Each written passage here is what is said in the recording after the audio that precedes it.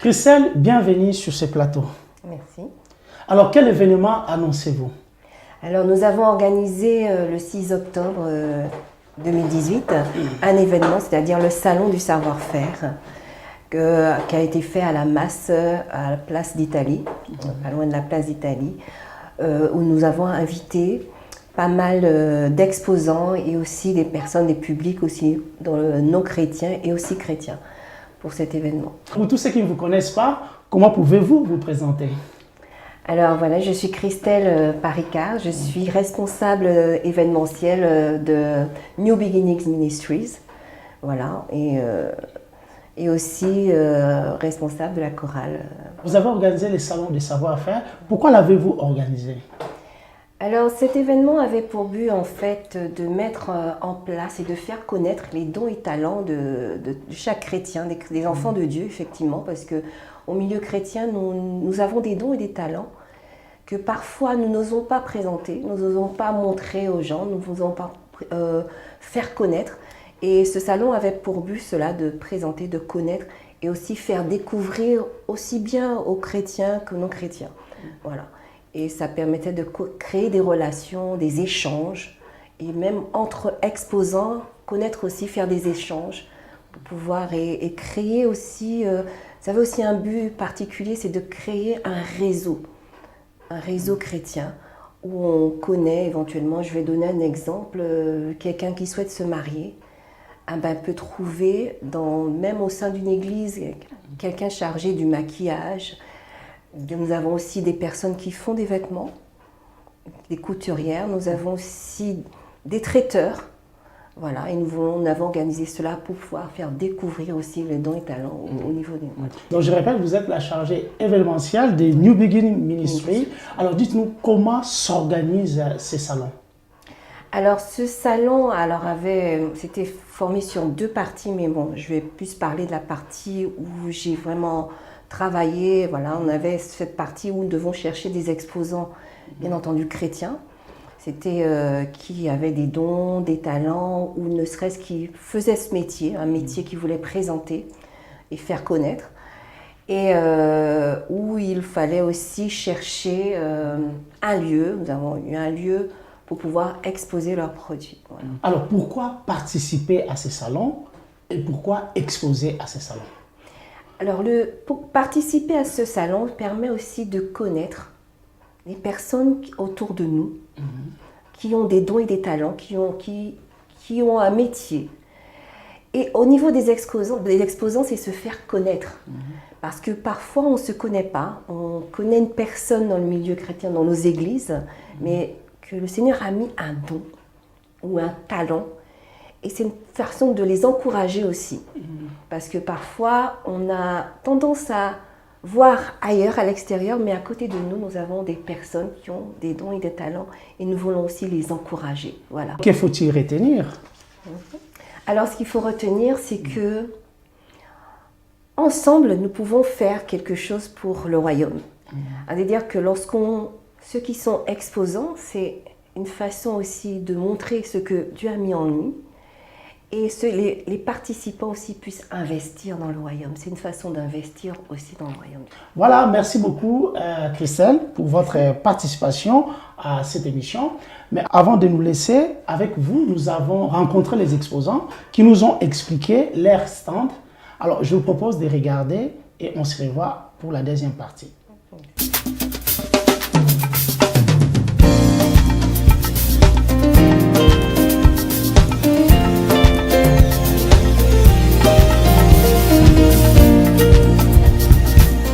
Bonjour Béatrice. Bonjour Christelle. Alors nous sommes à la 2e édition du Salon du savoir-faire organisé par New Beginnings Ministry. Alors Béatrice, parle-nous un peu de ton stand. Alors, vous avez là des accessoires, des pochettes assorties avec leur parure. Je fais des accessoires de main, des accessoires de tête. Je fais des vêtements aussi, je suis dans la mode. Voilà. Je travaille avec des stylistes et des modélistes et des couturiers, voilà. Et donc, je fais part de mes idées qui sont mises en forme par les stylistes, les designers et les modélistes me montent, ils font des patrons, on remet aux couturiers des artisans qui les mettent en forme, qui les cousent, qui les mettent en forme. Et ça, je travaille exclusivement avec le pagne, mais Woodin. Le pagne Woodin, qui est fabriqué en Côte d'Ivoire, en Afrique de l'Ouest. Et ça, ce que vous voyez là, ce sont des pois baoulés, des bijoux qui existent qu'en Afrique de l'Ouest, en Côte d'Ivoire et au Ghana, voilà, qui sont portés par les rois. Et donc j'essaie de faire des choses uniques parce que les femmes sont uniques. Nous arrivons au stand de Sublime Chic et Chic en pagne. Alors, nous allons aussi sur le stand de Éléonore. Alors, présente-nous un peu ton stand, Éléonore. Alors, bonjour à tous. Donc, effectivement, vous êtes sur les stands de Sublime et Chic en pagne. Alors, il y a plusieurs produits qui vous sont proposés, notamment des petites jupettes pour les petites filles de 4 à 6 ans, des petites robes, des petites chemises pour enfants, petits garçons, des jupes pour dames, etc. Vous avez également là des chemises pour hommes, des petites tuniques pour dames et des robes également. Alors, ce qui fait la particularité de Sublime et Chic en pagne, c'est que nos tissus donc, sont faits en Côte d'Ivoire avec des motifs traditionnels qui sont fabriqués donc, dans des pagnes. Donc, ça nous fait un mélange de tradi moderne. Et donc, on confectionne donc, ces tenues-là. Il y a également des pantalons tailleurs pour les dames, des petits bermudas pour les dames également. Donc, voilà, il y a du choix. Nous invitons donc toutes les personnes à venir donc, visiter notre stand. Voilà. Alors, nous sommes sur le stand de Ladies Voyage. Alors, parle-nous un peu de ton stand, Lily.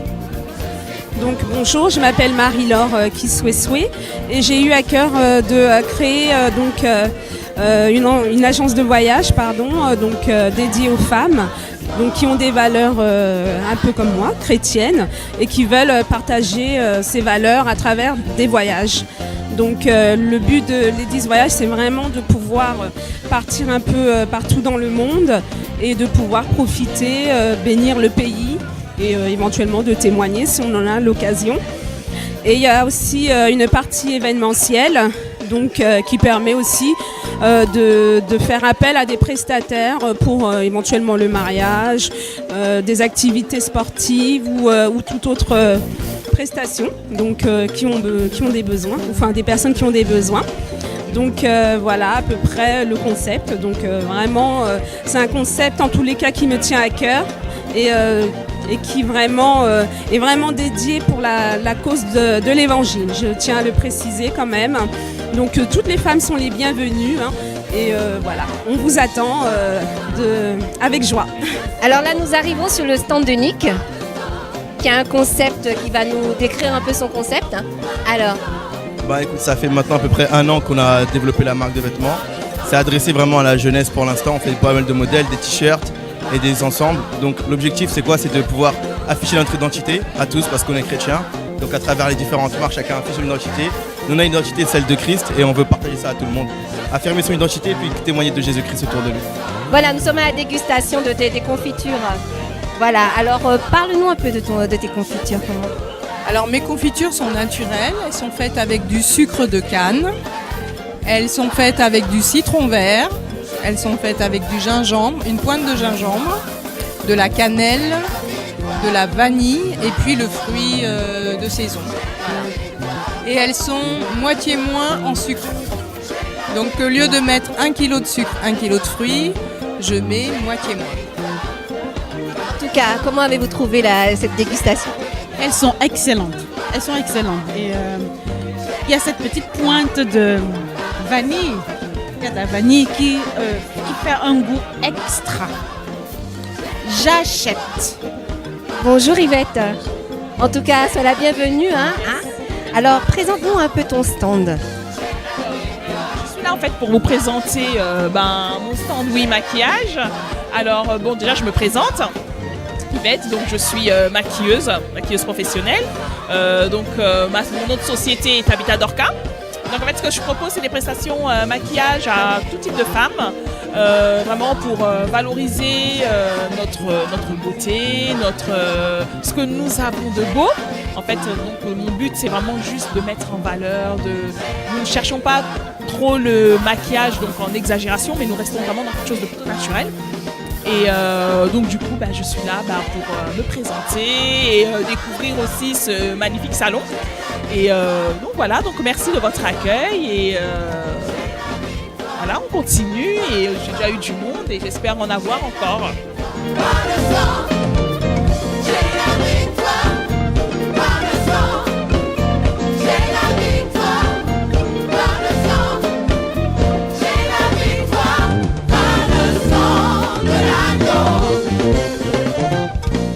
Après avoir regardé les stands des exposants, quelles sont vos réactions? La première réaction d'emblée, c'est que cette année, lors de cette seconde édition du Salon du Savoir-Faire, il y avait des stands divers et variés, avec des professionnels différents, ce qui a permis d'avoir un salon riche et de découvrir de belles choses, de belles compétences. La journée est divisée en deux parties. Tout à fait. Donc vous avez la première partie, l'exposition, et la deuxième partie, c'est l'évangélisation. Alors, comment ça se déroule la deuxième partie? Alors, pour cette deuxième partie, nous avons eu l'honneur cette année de recevoir le pasteur et chantre Marcel Mbungu, qui nous a conduits dans un merveilleux moment de louange et d'adoration. Il était accompagné de sa fille Anne, la servante Anne, ainsi que la chantre Rachel et le pianiste Michael. Donc le pasteur Marcel Mbungu est quelqu'un qui a un don dans le chant et à travers le monde, il chante pour le Seigneur, il chante pour Jésus et il nous a conduits dans la louange.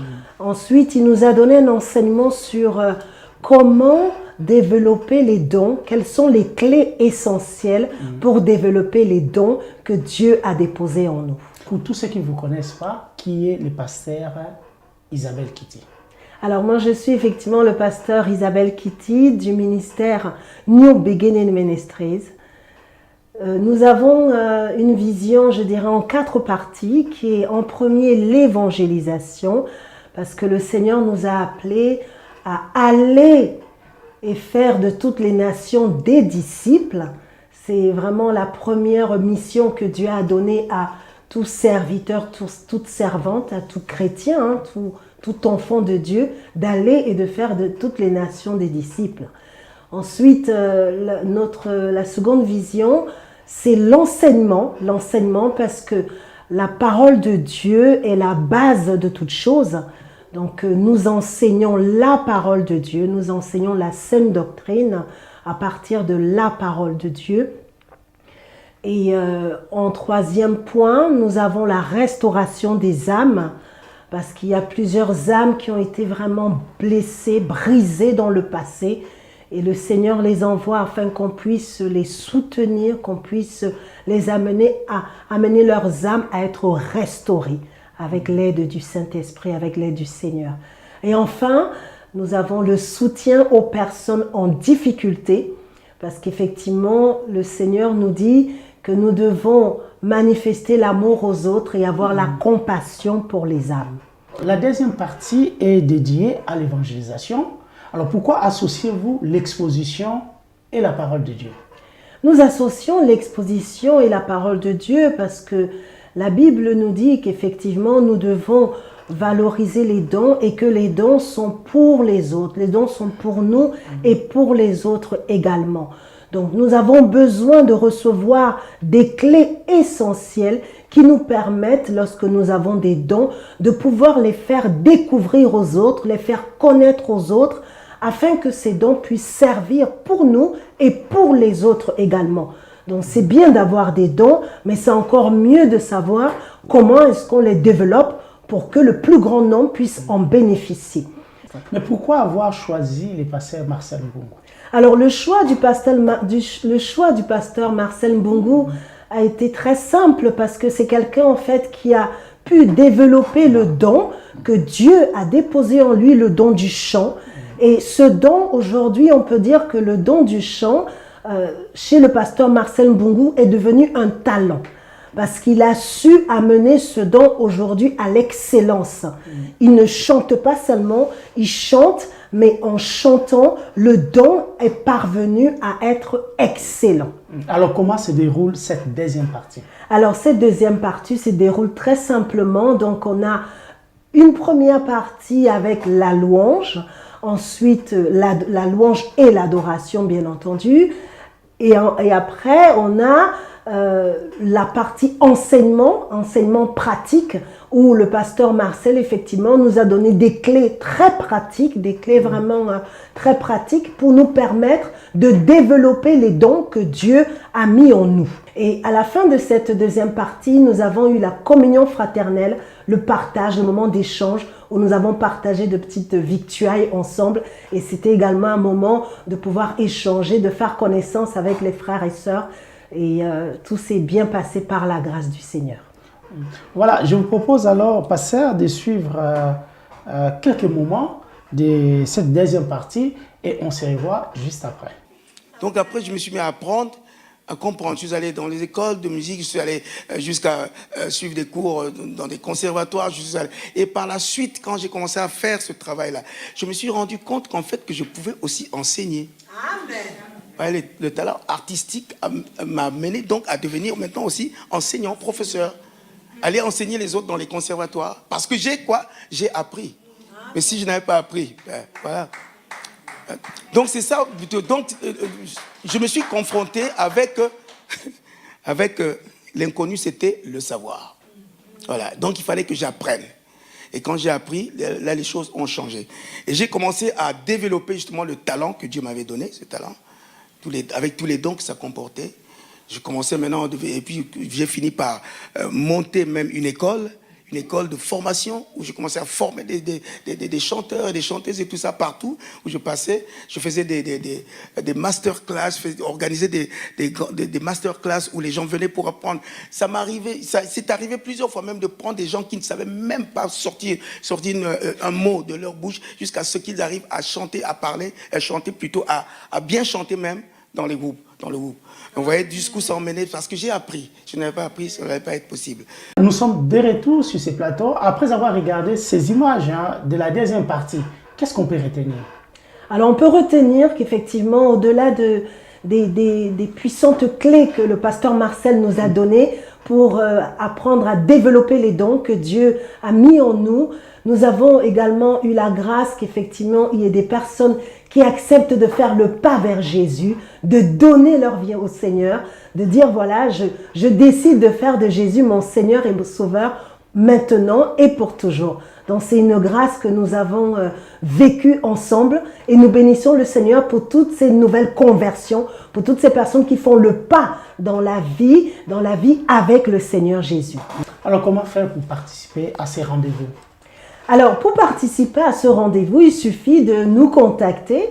Vous aurez également nos coordonnées qui vont s'afficher par la suite. Vous pouvez nous contacter. On a une responsable qui est chargée de s'occuper effectivement de toute la partie organisation des événements pour New Beginning Ministries. Donc, elle sera très heureuse de vous accueillir au téléphone et de connaître le don que vous souhaitez faire découvrir aux autres pour la prochaine édition qui aura lieu l'année prochaine au mois d'octobre, à savoir le 5 octobre 2019. Alors, qu'attendez-vous en organisant l'exposition et la partie évangélisation? Alors, nous attendons en organisant effectivement l'exposition et la partie évangélisation, qu'il y ait plusieurs âmes qui soient sauvées. Dieu nous a fait grâce. Effectivement, cette année, nous avons pu le vivre. Et nous attendons également que les personnes qui sont venues, notamment les exposants, qu'elles puissent repartir avec, je dirais, un bagage plus important afin de mieux développer leurs dons pour eux et pour les autres. Et également, nous attendons que les personnes qui visitent les stands, que les idées germent dans leur esprit et qu'à la prochaine édition, qu'ils prennent, voilà, qu'ils aient le courage de se lancer et également de nous faire découvrir leurs dons, parce que nous avons reçu des dons divers et variés et parfois il faut juste un peu d'audace, un peu de courage. Et en venant visiter les stands, ça donne des idées et ça permet de pouvoir se lancer pour la prochaine édition. Pasteur Isabelle, merci beaucoup pour votre présence. Je vous en prie.